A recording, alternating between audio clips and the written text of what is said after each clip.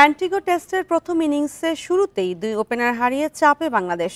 দ্বিতীয় দিন শেষে সংগ্রহ 2 উইকেটে 40, উইন্ডিজের চেয়ে 410 রানে পিছিয়ে টাইগাররা।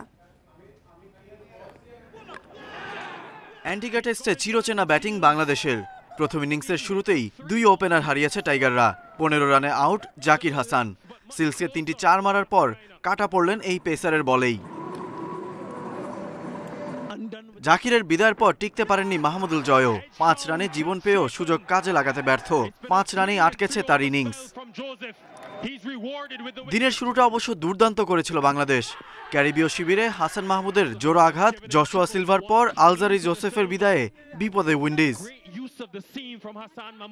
পরপর 2 উইকেট তুলে এক পঞ্জিকা বর্ষে সর্বোচ্চ 25 শিকার হাসানের। এর আগে 9 টেস্টে 23 উইকেট নিয়ে শীর্ষে ছিলেন শাহাদাত রাজীব। যে কীর্তি পেরোতে হাসানের লাগলো 8 টেস্ট। দ্রুত 2 উইকেট, এরপর নির্বিষ বোলিং। হাফ সেঞ্চুরি তুলে উল্টো টাইগারদের চাপে রাখেন জাস্টিন গ্রিভস। প্রতিরোধ গড়ে গ্রিভস রোচের 140 রানের জুটিতে বড় সংগ্রহের পথে এগোতে থাকে উইন্ডিজ।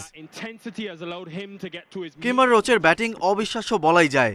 47 করে আউট হলেও খেলেছেন 144 বল। টেস্টে এর আগে খেলেছেন সর্বোচ্চ 103 বল। লুইস অ্যাথানেজরা না পারলেও সাবলীল ব্যাটিংয়ে 3 অঙ্ক ছুঁয়ে ফেলেন গ্রিভস। টেস্টে তার প্রথম সেঞ্চুরি। শেষ পর্যন্ত অপরাজিত থাকেন 115 রানে। আর 9 উইকেট হারিয়ে 450 রানের ইনিংস ঘোষণা উইন্ডিজের। 2004 সালের পর ঘরের মাঠে ক্যারিবীয়দের এটি সর্বোচ্চ দলীয় score. Galib Hasan, Independent news.